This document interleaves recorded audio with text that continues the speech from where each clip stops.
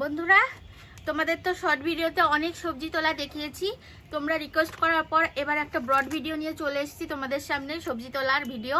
তো আজকে গার্ডেন থেকে কি কি সবজি তুলবো আমি আর মা কিন্তু তোলা স্টার্ট করব। দেখতে থাকো কি কি সবজি তুলি। আর যেহেতু শীত পড়ে গেছে, এখন শীতে সব সবজি পাওয়া যাবে, তো শীতের কি কি সবজি তোলা হয় দেখতে থাকো তোমরা। কি সুন্দর, কত বড় বেগুনটা হয়েছে, দারুণ বেগুন হয়েছে। এই দেখো, এটাকে কাটছি, এটা দিয়ে শুরু করি। বন্ধুরা, এটা কিন্তু 3 থেকে 400 বেগুন হবে না? হ্যাঁ, ওজন হবে। এই দেখো কাটছি।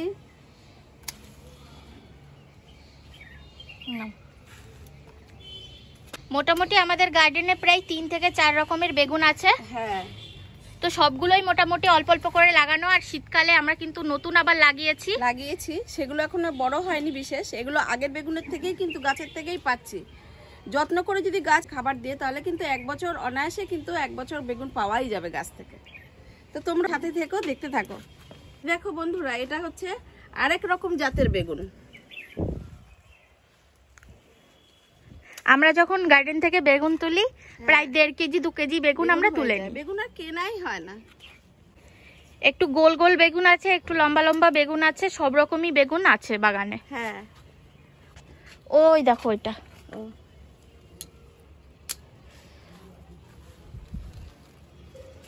বন্ধুরা দেখো, এই যে একটা বেগুন, এটা আরেক ধরনের বেগুন জাতের। সব বড় বড় হয়েছে।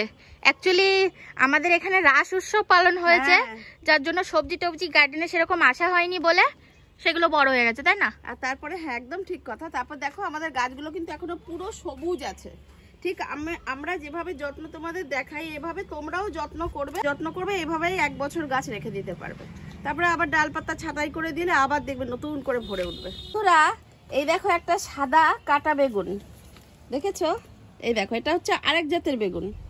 সিদ্ধ খেতে কিন্তু বেগুনগুলো কিন্তু সিদ্ধ খেতে খুব সুন্দর লাগে। গাছও কাটা হয়, আবার বেগুনের গায়ে কাটা বেগুন, যেটাকে কাটা বেগুন হেভি খেতে টেস্টি। আর আমরা কতগুলো বেগুন পেয়েছি দেখিয়ে দিই। এই দেখো কতগুলো বেগুন হয়ে গেল। প্রায় কত কেজি হবে? 1.5 কেজি হবে। 1.5 কেজি হবে মোটামুটি 1 থেকে 1.5 কেজি বেগুন। 1 কেজি বেগুন হবে। আর কি কি তুলবা? এবারে ভেন্ডি আছে, ভেন্ডি তুলবো।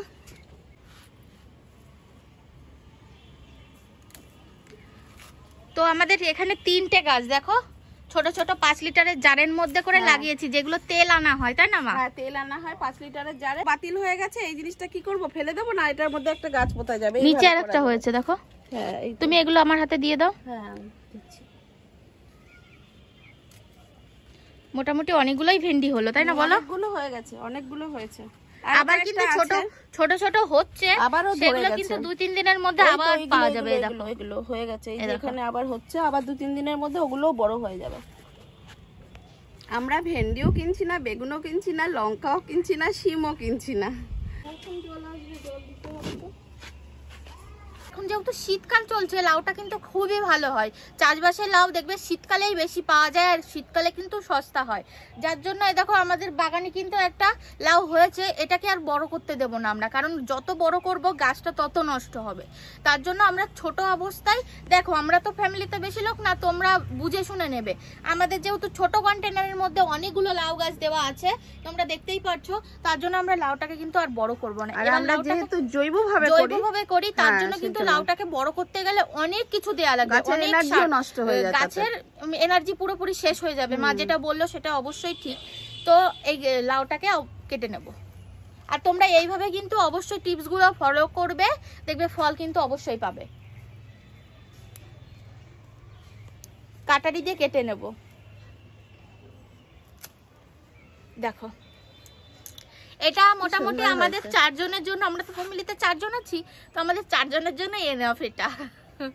আর রাসায়নিক উপায় যদি করতাম, তাহলে এর থেকে কিন্তু আরো বড় হতো। উপায়ে করলে এর থেকে আমি কিন্তু আরো বড় করতে পারতাম, তখন কিন্তু গাছের কোনো ক্ষতি হতো না। কিন্তু আমরা জৈবিক ভাবে করি, তোমাদের সেটাই দেখাই, সেটাই তুলে ধরি, আর আমরা সেটাই খাই। ঠিক আছে বন্ধুরা, এবার শিম তুলতে চলে আসলাম। তোমাদের শিম তোলা আমি শর্ট ভিডিওতে অনেক দেখিয়েছি, এবার ব্রড ভিডিওতে আজকে তোমাদের শিম তোলা দেখাবো। তো ভালোই কয়েকটা শিম হয়েছে, আর আমরা প্রতিদিনই প্রায় শিম তুলি। তো সেটা মানে শেষ হয়ে গেলে মোটামুটি গার্ডেনে চলে আসি, যা সবজি হয় আমাদের প্রায় হয়ে যায়। আর যেগুলো টুকটাক যেমন আলুটা এখনো গার্ডেনে আমরা করতে পারিনি, এবার আমরা চান্স নিলাম, সামনের বার দেখি আর একটু বেশি করে লাগাবো। সবে আলুটা তোমাদের তো শেয়ারই করেছি, আলুটা হোক তোমাদের সঙ্গে শেয়ার করব, গাছটাও অবশ্যই শেয়ার করব। তোমরা দেখতে চেয়েছো সেগুলো তো দেখাবোই। আর এখন যেহেতু শীত পড়তে মানে ভালোই শীত পড়ে গেছে অলরেডি, শিম পেলাম আর কিছু কিছু শিম আছে সেগুলো না একটু ছোট ছোট হয়েছে, তো এগুলো আপাতত খেতে লাগি। ফ্রিজে অনেক সবজি হয়ে গেছে, এইগুলো রিসেন্ট আমরা তো টাটকা টাটকা ভাবে তুলি আর টাটকা টাটকা ভাবে খাই, তো আজকের দিনের জন্য এটাই এনাফ। তো চলো আর কি কি তুলি দেখতে থাকো। সব সবজি মোটামুটি তোলা হয়ে গেল, বাদ থাকলো খালি লঙ্কাটা মাসি বললো যে ঘরে লঙ্কা শেষ হয়ে গেছে, যার জন্য এই যে লঙ্কা আবার তুলতে চলে আসলাম গার্ডেনে। লাল লাল দেখে অনেক পেকে গেছে, অ্যাকচুয়ালি ওই বললাম যে রাস হচ্ছিল যার জন্য গার্ডেনে আসা হয়নি, আর শাকসবজি তেমন একটা মানে পাওয়া যায়নি, তুলিনি ইচ্ছা করে, যেহেতু সবাই বাইরে টাইরে খাবে, সবজি তুলে শুধু শুধু নষ্ট হবে, তো দেখি লঙ্কাগুলো তুলে নিই কয়েকটা।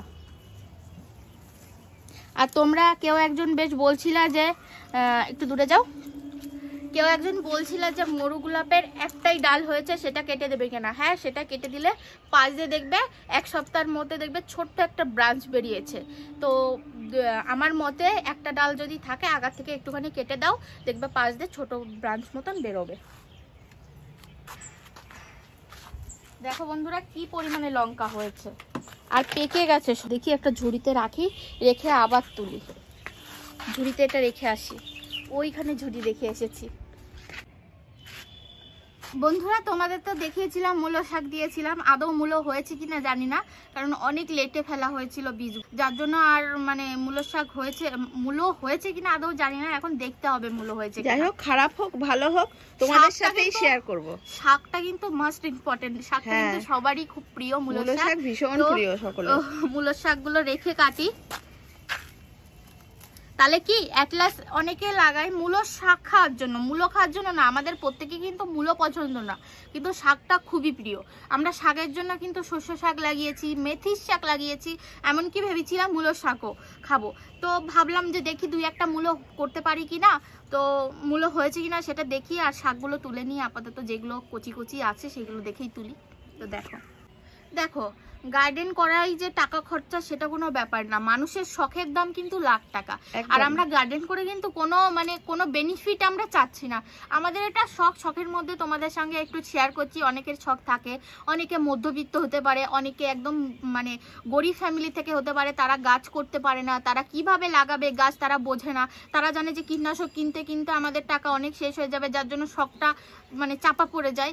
আমরা তাদের জন্য কিন্তু ঘরোয়াভাবে, আমরা নিজেদের জন্য ঘরোয়াভাবে এমন টিপস তুলে ধরছি যাতে আমাদের এত গার্ডেনে কীটনাশক কেনা কিন্তু কম কথা না। কীটনাশক তো একবারই স্প্রে করা হয় না, কীটনাশক আমাদের প্রতি মাসে মাসে দেওয়া হয়। এবার প্রতি মাসে মাসে যদি 1000 টাকা করে লাগে, একটা গার্ডেন থেকে কি ইনকাম থাকে যে তার পেছনে আমরা 1000 টাকা, এবার শখের দাম বলতে পারো, শখও করব, প্লাস এই ঘরোয়া জিনিস দিয়ে যদি আমরা ট্রিটমেন্টটা চালাতে পারে তাহলে কিন্তু অনেক আমাদের টাকাটা সেফটি থাকে, আর মনের ইচ্ছাটাও জাগে, শরীরের দিক থেকেও ভালো, আর মানে জৈবিকভাবে সব হচ্ছে, এতে কোনো রাসায়নিক প্রয়োগ হচ্ছে না। তো এটা তোমরা নির্দ্বিধায় খেতে পারো, যে টাকা দিয়ে সবকিছুর বিচার হয় না, কিছু কিছু টাইমে একটুখানি কিনতে হয়, যে সেটা না কিনলেই নয়। তো দেখি মূলোর শাকগুলো কেটে নি। এটা বারবার অফ হয়ে যাচ্ছে, জং পড়ে গেছে এটা। আরো জল পড়েনি না রোদের তাতে, কেটে গেছে, মানে গাছের পাতাগুলো আমড়ে গেছে। শেষ হয়ে গেছে তো মূলোর শাকের সিজন কিন্তু শেষ। এই এখনকার টাইমে যদি মূলোর শাক না খাওয়া হয় এরপরে কিন্তু আর ভালো লাগবে না, তেতো লেগে যাবে। গুলো তুলে ফেলে আবার নতুন করে কিছু একটা বসাবো।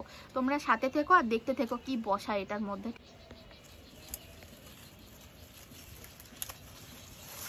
বন্ধুরা দেখো মূলোর শাক কিন্তু অনেকগুলোই পেয়েছি মোটামুটি, আর দেখো কচি কচি মূলোর শাক, দেখতে কিন্তু দারুণ লাগছে, বলো খেতে কেমন লাগবে জানি না, ভালোই লাগবে, নিজের গার্ডেনের তো।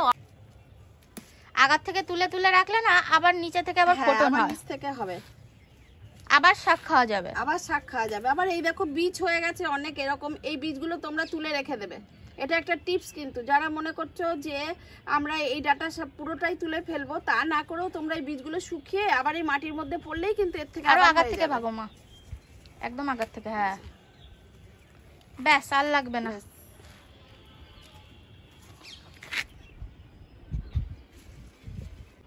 বন্ধুরা এখনো কিন্তু পালং শাক কিন্তু অলরেডি রয়েছে, কিন্তু ঘরে পালং শাক থাকায় না আমরা আর পালং আজকে তুলবো না, কারণ স্টোর করে রাখা খাওয়া আর টাটকা খাওয়ার মধ্যে অনেক তফাৎ।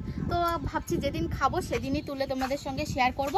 আর দেখো পালনের গামলাটা তোমরা আগে একবার দেখেছিলে যে আমি আগার থেকে পালং শাকগুলো ভেঙে রেখেছিলাম, সেই পালং থেকে কিন্তু আবার নতুন করে ফোট জ্বালিয়ে নতুন করে পালং শাক হয়েছে। তোমরা কিন্তু এই টিপসটা খাটাতে পারো। আর কি সবজি তুললাম তোমাদের সঙ্গে আর একবার শেয়ার করে দিই। তো দেখো